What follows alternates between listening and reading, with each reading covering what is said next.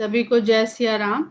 हम लोग रामचरितमानस उत्तरकांड के दोहा संख्या 92 से आगे बढ़ेंगे, क्योंकि बहुत सुंदर दोहा और सोरठा है, तो उसको पढ़ते हुए ही हम लोग आगे बढ़ेंगे। दोहा है, राम अमित गुण सागर, थाह कि पावई कोई। राम अमित गुण सागर, क्योंकि अभी गोस्वामी जी ने रामचंद्र जी के विषय में बताने के लिए जो उपमाएं दी, उसमें अनंत करोड़, 100 करोड़ की बार बार संख्या जोड़ी। लेकिन उसके बाद वो जो कह रहे हैं कि राम अमित गुण सागर, जितना कह दिया गया, ये इसको न मान लिया जाए। राम अमित गुण सागर, थाह की पावे कोई। भला उनके गुणों के सागर की थाह कोई पा सकता है जो बता दे कि क्या है, कितना है। संतन सन जस किछ सुनेऊ, तुम्हें ही सुनायो सोई। संतों के साथ संगत से मैंने जो कुछ भी सुना वो सब तुम्हें सुना दिया। तो कल हम लोगों ने बात करी कि काकभूषुंडी जी ने जो सुना वो भी बताया, और इसके पहले उन्होंने कहा कि कहूं न कछु कर जुगुत बिसेखी, यह सब मैं निज नयनन ही देखी। तो जो अपनी आंखों से देखा, इसका बड़ा सुंदर कहीं प्रसंग है, जहां पर मानस में गोस्वामी जी ने उस प्रसंग के द्वारा ये शिक्षा दे दी है कि खाली दृष्टि किस प्रकार का भ्रम पैदा करती है और खाली सुनना किस प्रकार का भ्रम पैदा करता है। तो 5 इंद्रियां हैं, तो हम 1-2 इंद्रियों के द्वारा लाई गए संकेत सूचना को पूरा नहीं मान लेना चाहिए। वैसे तो 5 इंद्रियों को भी वो भी पूरा नहीं ला सकती हैं, क्योंकि उनकी अपनी जो एक सीमा है कि आंख देख सकती है, सुन नहीं सकती, कान सुन सकता है, देख नहीं सकता, आंख बोल नहीं सकती। तो ये फिर भी इतने साधन होते हुए भी जीव भ्रम में पड़ जाता है अपनी बुद्धि के कारण। अब यहां पर देखिए तो कितनी सुंदर बात है कि काकभूषुंडी जी और गरुण जी जो वार्तालाप कर रहे होंगे, तो हमारी तरह का उनका मुख नहीं है, पक्षी हैं, और वो किस तरह की बोली बोल रहे हैं उसको गरुड़ जी समझ रहे हैं। इसका अर्थ क्या है? इसका अर्थ ये है कि जब दो भक्त, हम यहां पर अगर विद्वान शब्द लगा ले तो आपको ज्यादा सरल हो जाएगा, क्योंकि वो ज्ञान की बात करते हैं। हालांकि ये लोग भक्त हैं और इनकी भक्ति में ज्ञान भी उतना ही है जितनी भक्ति है। तो जब इस श्रेणी के दो लोग बात करते हैं ना, तो आम जन को वो बातचीत समझ में नहीं आती। बुद्धि तो है, हमारे पास भी बुद्धि है, कान भी है, सुन रहे हैं, बुद्धि से उसको समझने का प्रयास भी कर रहे हैं। ये क्या है कि ऐसी कोई भाषा, अभी अभी हम फ्रांस से आए हैं, तो फ्रेंच में दो लोग कितनी भी बढ़िया बात कर रहे हो, हमको नहीं समझ में आएगी, सब इंद्रियों के होते हुए भी। तो ये इंद्री की सीमा समझ में आ रही है ना, कि इंद्री की सीमा क्या है? सुनने की ताकत है, पर सुनने के बाद भी वो भाषा का ज्ञान बुद्धि को नहीं है, तो वो बात नहीं समझ में आ रही कि क्या बात हो रही है। तो शंकर भगवान ने किस लिए गरुण जी को काकभूषुंडी के पास भेजा? आगे कहते हैं कि चलो सब कुछ ठीक है, इंद्रियां दी हैं, बुद्धि दी है, इनको समझने, बोलने बतलाने के लिए भाषा का, वाणी का माध्यम भी दिया है। भाषा और वाणी का माध्यम है। भाषा क्या है? बहुत सारे शब्दों का ढेर है, वही भाषा है। और वो भाषा, शब्दों का जो भंडार है हमारे पास या किसी के भी पास, वो वाणी के रूप में बाहर आता है। वो कैसे समझा जाता है?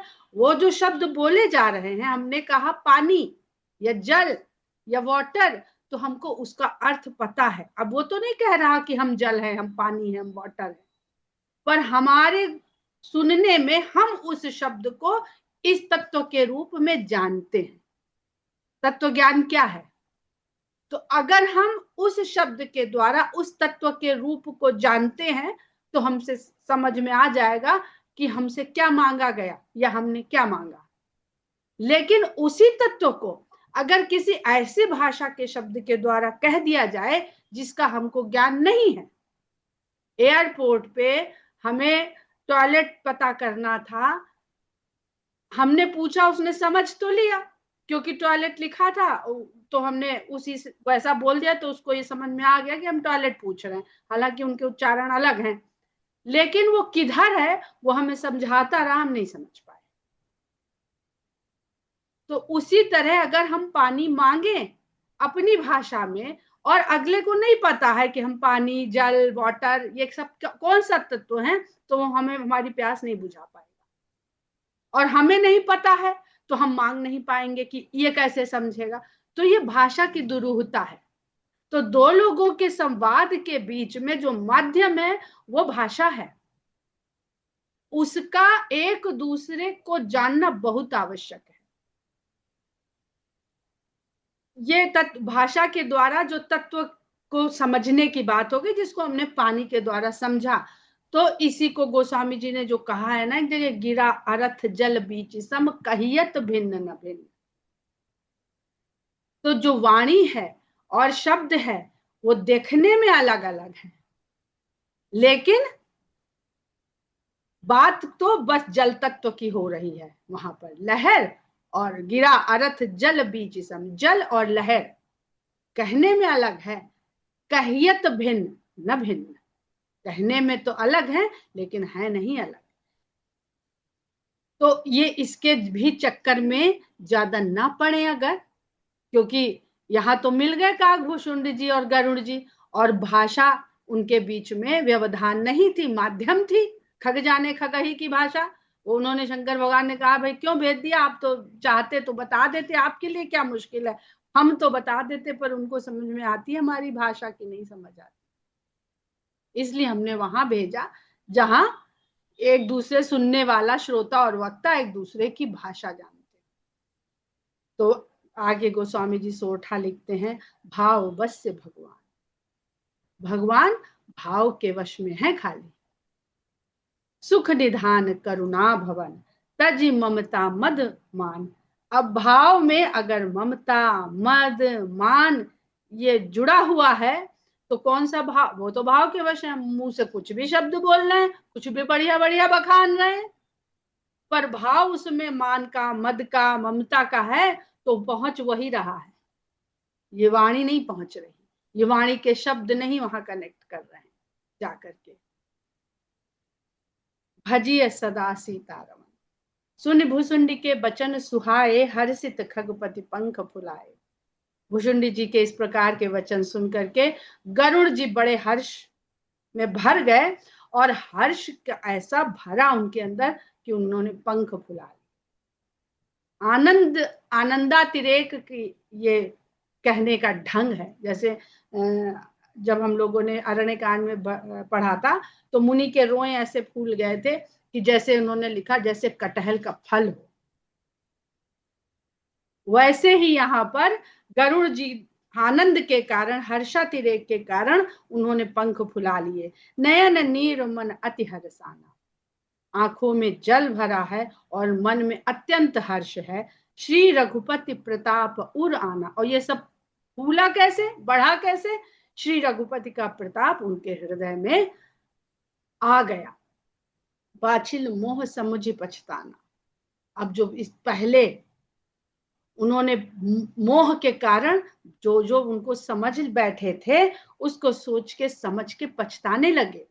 ब्रह्म अनादि मनुज करिवाना, मैंने अनादि ब्रह्म को मनुष्य के रूप में सोचना शुरू कर दिया, मानना शुरू कर दिया।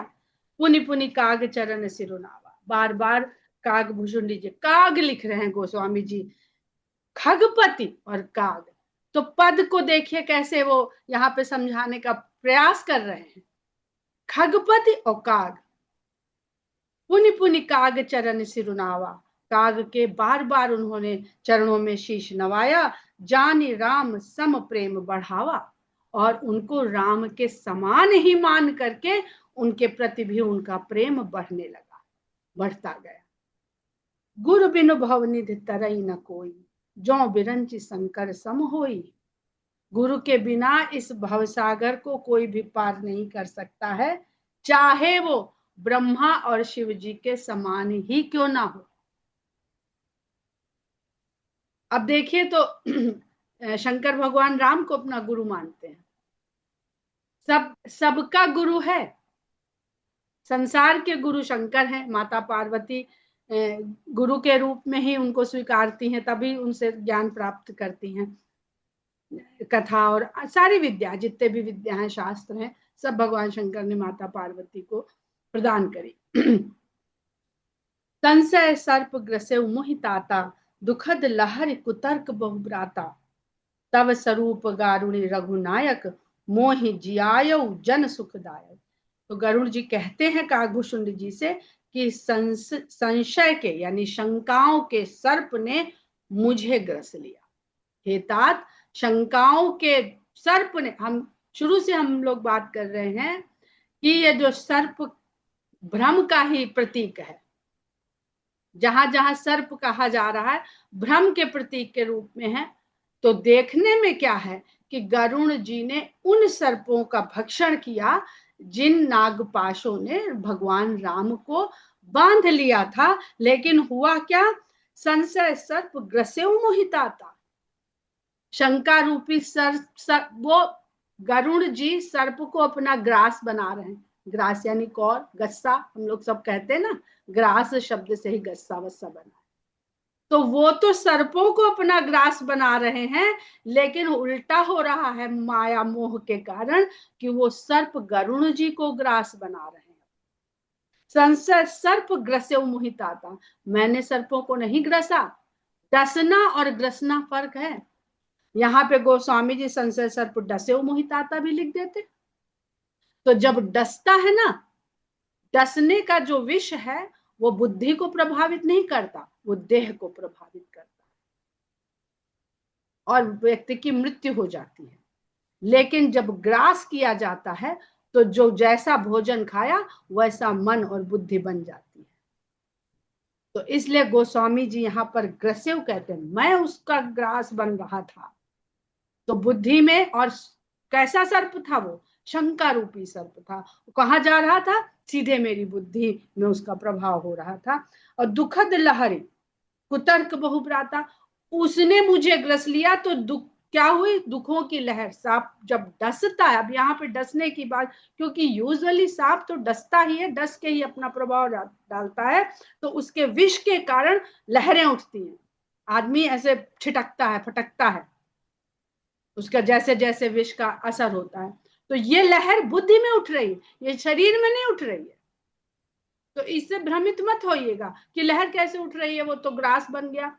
क्योंकि काया में ये देह से परे होके सोचने की बात है। तो दुखद लहरी कुतर्क बहुब्राता, बहुत तरह की मुझे दुख देने वाली कुतर्क की लहरें, जैसे करंट बनती है शरीर के अंदर, वो मुझे दुख देने लगी। एक के बाद एक के बाद एक शंका मेरे पीछे पड़ गई। तब स्वरूप गारुणी रघुनायक, और काकभूषुंडी जी को कहते हैं कि तब स्वरूप गारुणी रघुनायक, आपके स्वरूप रूपी गारुणी, विष उतारने वाले को कहते हैं। जो मंत्र पढ़ पढ़ के फूक फूक के विष उतारता है वो गारुणी है। और वो स्वरूप बता रहे हैं काकभूषुंडी जी को, तब स्वरूप गारुणी रघुनायक, मोहि जियायो जन सुखदायक, आपने मेरा वो सारा विष गारुणी बन के उतार। गरुण और गारुणी का संबंध यहाँ बहुत समझने वाला है। जो सर्पों को डसता है उसको ही सर्प ने ग्रास बना लिया। तो उनको जिसने, गरुण जी के विष को जिसने उतारा, शंका रूपी विष को, वो काकभूषुंडी जी हैं। तो देह की सीमा से ये हमें कहीं दूर ले जा रहा है। यहाँ पे जो देह दिख रही है वो देह नहीं है। देह का जो निर्माण होता है वो बुद्धि के द्वारा होता है। हम कहने को हम जो जो भी शरीर, मनुष्य का शरीर धारण किए हैं, लेकिन हमारी वृत्ति, प्रवृत्ति, सोच वो कैसी है, हमारी बुद्धि कैसी है। तभी बार बार यहाँ पे मन और मति की बात होती है। पूरे मानस में मन और मति की बात हो रही है। देह से फर्क नहीं पड़ता, आपका मन और आपकी मति कैसी है।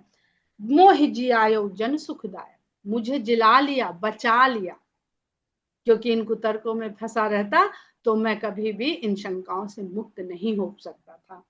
तब प्रसाद मम मोह नसाना, आपके प्रसाद से मेरे मोह का नाश हो गया। राम रहस्य अनुपम जाना, और मैंने राम के इस अनुपम रहस्य को जान पाया। अब प्रसाद का फल क्या होना चाहिए? हम लोग जगह जगह जाते हैं, प्रसाद लाते हैं, बांटते हैं अपने प्रियजनों में। प्रसाद क्यों बांटते हैं? प्रसाद बांटने का एक ही तात्पर्य है कि मोह का नाश हो। ये थोड़ी कि 4 दाने खाए बढ़िया और बांट दिया भाई बहुत सा। कभी प्रसाद इधर उधर न बांटना चाहिए, न खाना चाहिए सब जगह। किस भावना से किसी ने प्रसाद वो चढ़ाया है, वो भावना को हम ग्रहण कर रहे हैं। तो आप जो प्रसाद ले रहे हैं वो आपकी अपनी भावना से है, इसलिए निष्काम भाव का प्रसाद हो और निष्काम भाव से बांटा जाए और निष्काम भाव से ग्रहण किया जाए, वही प्रसाद है। क्योंकि कामनाओं का प्रसाद हम चढ़ाएंगे, कामनाओं का प्रसाद बांटेंगे और कामनाओं का प्रसाद हम चखेंगे तो कामनाओं के ही जाल में हम भी उलझेंगे, हम भी उसी को प्राप्त करेंगे।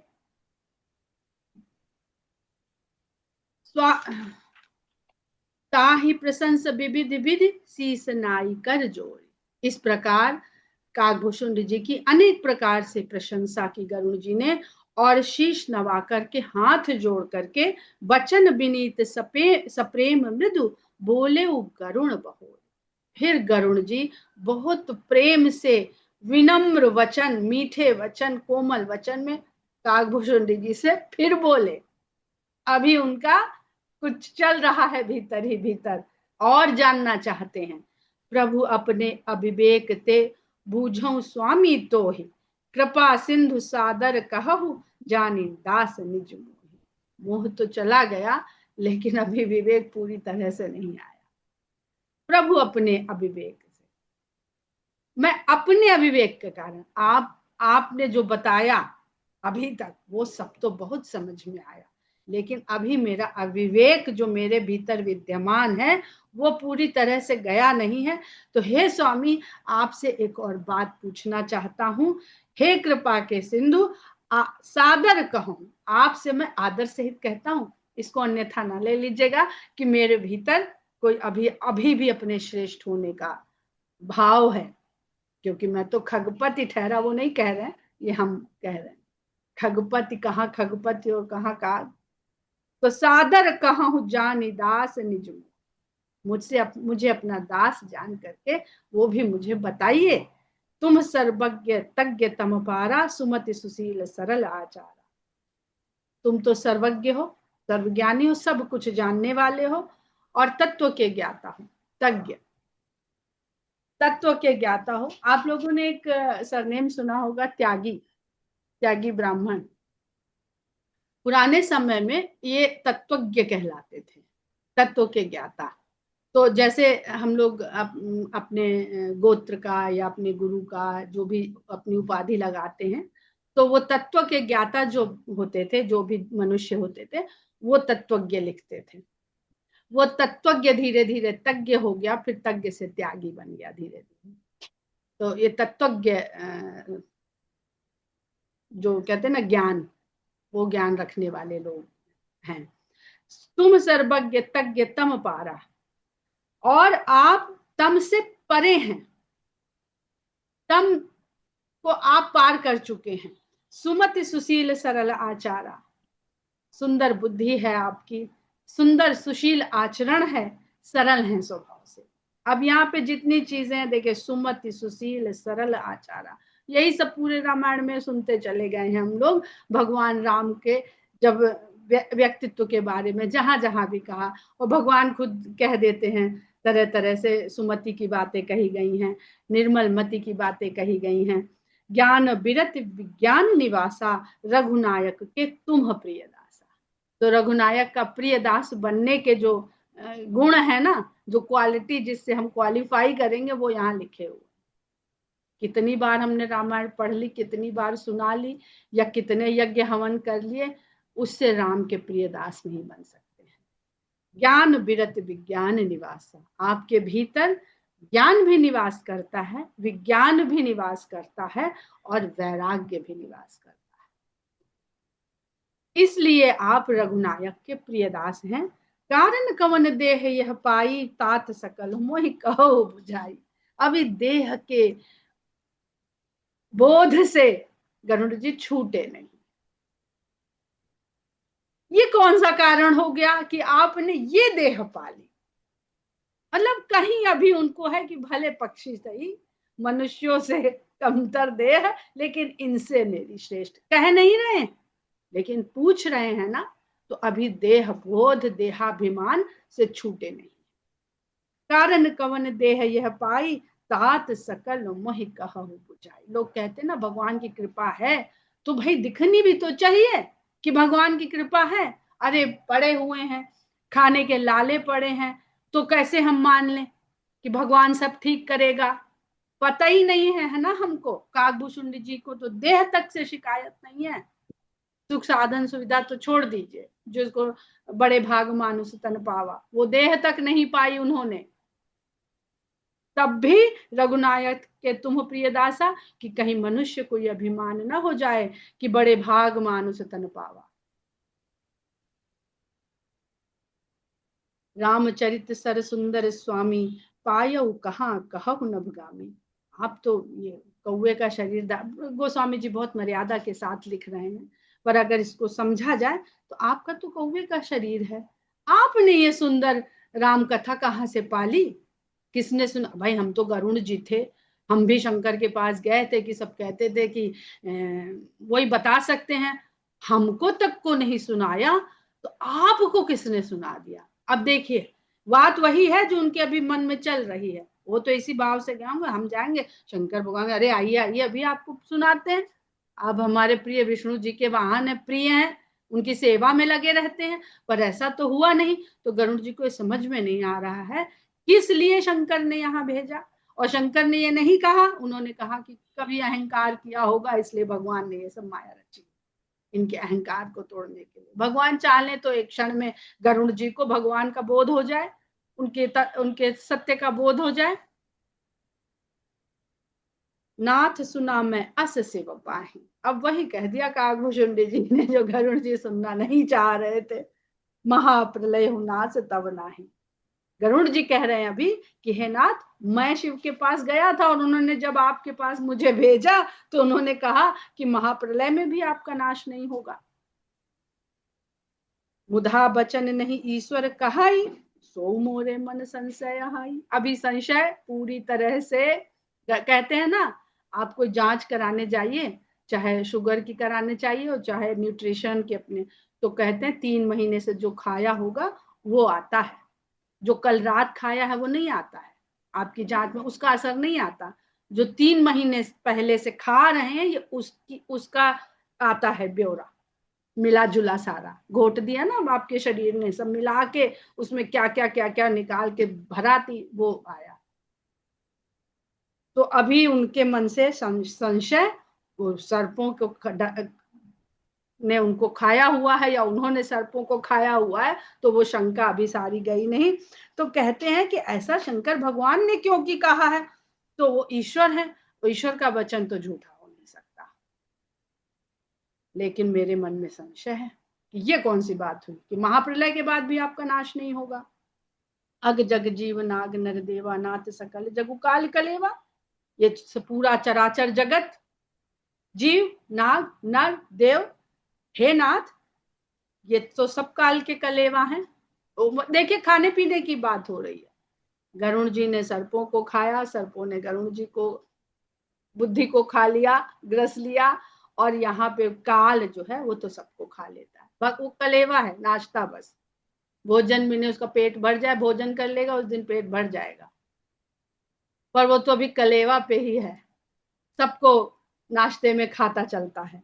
अंड कटाह अमित लयकारी, अंड कटाह जो ब्रह्मांड हैं, अमित लय का, अनगिनत ब्रह्मांड हैं, और अपनी अपनी लय से बंधे हुए इस सृष्टि में पूरी चल रहे हैं। काल सदा दुरतिक्रम भारी, और इन सब के साथ काल की ऐसी चाल वहां पे चल रही है, दुरतिक्रम, जिसको लांघा नहीं जा सकता, जिसके क्रम से आगे नहीं बढ़ा जा सकता। तुम्हें न व्यापत काल अति काराल कारण कवन, मोहि सो कहु कृपाल ज्ञान प्रभाव कि जोग बल। इतनी भक्ति की बात बता दी, लेकिन ये जो शरीर है ये कैसे बना हुआ है, तो इसके लिए तो कोई ना कोई साइंस है। वो क्या करता है मनुष्य, वो मानता नहीं है ना। भगवान के लिए लिखा गया है अप्रमेय, लेकिन विज्ञान कहता है कि जो सिद्ध नहीं हो सकता हम उसको मानते ही नहीं, क्योंकि वो तो एग्जिस्ट ही नहीं करता। उसके बाद भी इतनी भक्ति की बात काकभूषुंड जी ने सुनाई, तो कहते हैं तुम्हें न व्यापत काल, तुमको काल व्याप्त नहीं करता, तुम्हारे ऊपर उसका कोई असर नहीं होता। अति कराल, जो बड़ा कराल है, भयंकर है, किसी को नहीं छोड़ता, उसके लिए सब एक जैसे हैं। काली काल का अवधि अलग अलग है, मच्छर के लिए कुछ और है, तो गरुड़ के लिए कुछ और है, तो मनुष्य के लिए कुछ और है, तो पृथ्वी के लिए कुछ और है, तो सूरज के लिए कुछ और है, तो और तारों के लिए कुछ और है। पर है सबका काल अवधि निश्चित, सदा कोई नहीं रहने वाला। आपको क्यों नहीं व्यापता है, इसके पीछे क्या कारण है? हे कृपालु, जरा मुझे ये भी बता दीजिए कि ये ज्ञान के प्रभाव के कारण है कि या योग बल से आपने कोई ऐसी चीज अपने शरीर में पैदा कर ली है जिसके कारण आपकी देह का नाश नहीं होता। पहले तो अरे भाई, अगर किसी को वो देह नहीं चाहिए तो यही तो होगा कि अरे ये शरीर छूटे तो दूसरी देह मिल ही जाएगी, ऐसे ही होता है ना। प्रभु तब आश्रम आए मोर मोह भ्रम भांग, कारण कवन सुनाथ सब कहु सहित अनुराग। कोई तो बात है, क्योंकि जैसे ही हम आपके आश्रम में आए मेरा मोह भ्रम तो सब भाग गया। इसके पीछे क्या कारण है? कथा तो हमने आनंद के लिए, हर्ष के लिए सुन ली, मोह तो हमारा छूट ही गया था यहाँ प्रवेश करते ही। तो ये सब प्रेम सहित मुझसे आप बताइए। गरुण गिरा सुनि हर से उकागा, बोले उमा परम अनुरागा। गरुण की बात सुनकर के वाणी, गरुण गिरा, गरुण की वाणी सुन करके काकभूषुंड जी हर्षित हो गए, और हे उमा, परम अनुराग के साथ। क्या वो समझ नहीं रहे कि अपने को गरुड़ समझ रहे हैं, हमें कौआ कह रहे हैं? लेकिन बहुत अनुराग के साथ, उनसे परम अनुराग के साथ कहते हैं, धन्य धन्य तब मति उर्गारी, प्रश्न तुम्हार मोह मोह अति प्यारी।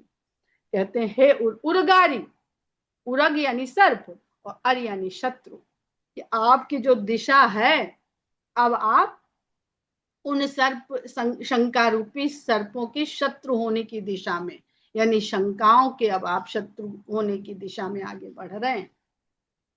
तो हे उर्गारी, आपकी मति को धन्य है। प्रश्न तुम्हारी मोही अति प्यारी, आपका प्रश्न तो मुझे बहुत प्रिय लगा। सुनि तब प्रश्न सप्रेम सुहाई, बहुत जन्म कै सुधि मोही आई। आपका जो ये प्रश्न आपने पूछा, सप्रेम सुहाई, आपने प्रेम से पूछा, मुझे बहुत अच्छा लगा, और पूछते ही मुझे तो अनेक जन्मों की याद हो आई, क्योंकि हमें तो यही आनंद ले रहे थे, बस जाते थे 5 वर्ष तक लीला का आनंद लेते थे, फिर अपने आश्रम चले आते, तो यहाँ फिर आके राम कथा सुनाते थे। हम तो अपना पुराना सब भूले ही हुए थे, लेकिन आज आपने प्रश्न पूछा तो हमको वो कथा याद आ गई, अपने अनेक जन्मों की, पुराने जन्मों की। सब निज कथा कहूं मैं गाई, मैं सब कथा आपसे गा के कहूंगा, बताऊंगा।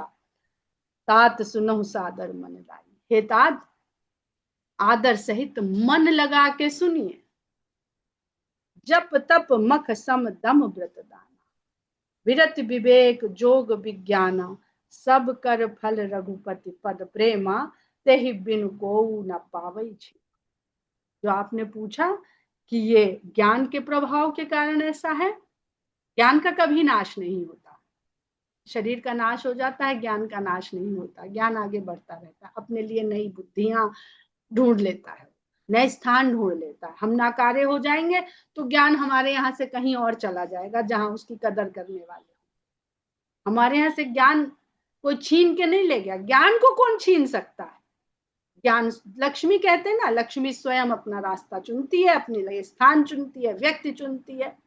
शिशु अपने लिए माता खुद चुनता है, तो ऐसे ही ज्ञान अपने लिए बुद्धि चुनती है। तो कहते हैं, और दूसरा कह रहे हैं कि योग के बल से, ज्ञान के बल से पा लिया कि योग के बल से पा लिया, उसका उत्तर देते हैं काकभूषुंडी जी कि जप तप मख सम दम व्रत दान। चाहे जप हो, चाहे तपस्या हो, यज्ञ हो, शमन हो, दमन हो, इच्छाओं का, इंद्रियों का शमन और दमन हो, अनेक प्रकार के व्रत हो कि दान हो, वैराग्य हो, विवेक हो, जो योग हो कि विज्ञान हो, यही सब साधन है अपने से जुड़ने के और अपने से जुड़ के उस ब्रह्म को जानने के। सब कर फल रघुपति पद प्रेम, सबका फल एक ही है, राम के चरणों में प्रेम हो जाए। तहि बिन को न पावई क्षेमा, वो चरण के प्रीत हुए बिना कोई भी शांति नहीं पा सकता। यही तन राम भगति मैं पाई, इसी शरीर में मुझे राम की भक्ति प्राप्त हुई, ताते मोहि ममता अधिकाई। तो मेरे लिए फर्क नहीं पड़ता कि ये देह कौन सी है।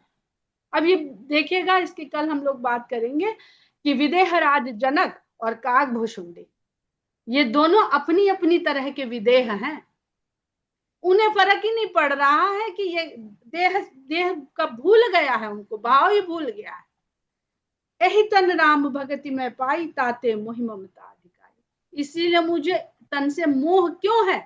तन से मोह इसलिए नहीं है कि बड़ा सुंदर तन पाया है। जितने भक्त हैं आप देखिएगा तो उनके तन असुंदर हैं। हनुमान जी, और उनके लीला के कांड का नाम सुंदर कांड। तो वहां पे पता क्या चलता है कि ये ऊपर रूप रंग के सुंदरता नहीं, भक्ति से भीतर जो सुंदरता आती है वो है, इसलिए वहां सुंदर कांड है उसका नाम। बहुत सारे कारण है, उसमें एक कारण हमें ये भी नजर आता है कि हनुमान जैसी भक्ति है उसके भीतर। तो उनका रूप देखिए भाई, वही रूप बना दिया था नारद जी का, तो राजकुमारी ने पसंद नहीं किया था। तो इसका मतलब क्या, बहुत सुंदर थे, थोड़े बहुत नहीं, बहुत सुंदर थे। और उनके ही रूप के जब वो लीला त्रेता युग में करने आए तो उसका नाम सब लोग ने रखा, वाल्मीकि जी ने भी और तुलसीदास जी ने भी, सुंदर कांड। तो सुंदर क्या है? ये देह, ये काया, ये सुंदरता है ही नहीं। तो कहते हैं हितन राम भगति में पाई, ताते मोहि ममता अधिकारी। तो ममत्व का जो मेरा है, ये क्यों मेरा है? हमको, हम लोग भी को अपने शरीर पे बहुत ममता होती है, इसी को सजाने संवारने में जुटे रहते हैं। वो कितना सजा संवार लेंगे। यही ते कछु निज स्वार्थ होई, तही पर ममता कर सब कोई। अब ये सांसारिक सूत्र बता दिया गोस्वामी जी ने कि सूत्र तो यही चलता है ना, वही सूत्र यहाँ भी लागू है। लेकिन स्वार्थ क्या है? असली स्वार्थ क्या है? स्वार्थ कोई नेगेटिव शब्द नहीं है। स्व के अर्थ को जानना स्वार्थ है। स्वार्थ, स्व धन अर्थ, अगर आप संधि विच्छेद करिए तो मेरे ख्याल से यही बनता है, स्व धन अर्थ, अपने अर्थ को जानना। सेल्फिशनेस उसका अर्थ नहीं है। हम स्वार्थ की तरफ जुड़ेंगे तभी परमार्थ की तरफ आगे बढ़ पाएंगे। अपने अर्थ को, हम क्यों हैं, इसके अर्थ को जाने बिना हम परमार्थ की दिशा में बढ़ ही नहीं सकते, पर हम उसमें उलझ जाते हैं विषय कामनाओं में। इसलिए परमार्थ तक पहुंचने में यही स्वार्थ हमारा बाधा, हमारी बाधा बन जाता है। तो कहते हैं जिससे कुछ अपना स्वार्थ सिद्ध होता है उस पर तो सभी लोग ममता करते हैं। संसार ऐसे ही तो चल रहा है, कितने सारे गीत गाने बने हुए हैं। यहाँ तक कि दशरथ जी की मृत्यु के समय गोस्वामी जी ने भी लिखा है कि कोई कोई क्यों रोता है, सबको अपना कोई ना कोई निज संबंध, निज प्रेम, निज ममता, इसके कारण सब रोते हैं। पन्नगार स्नीत श्रुति सम्मत मज्जन करही, सम्मत सज्जन कहाही, अति नीचहु सन प्रीत करिय जानि निज परम हित। पाट कीट ते होई, तेहि ते पाटंबर रुचिर, त्रिमि पाले सब कोई, परम अपावन प्राण सम। ये हम लोग यहाँ इस दोहे सोरठे को कल हम लोग पढ़ेंगे। यहीं पर विराम लेते हैं। जय सिया राम। जय सिया राम।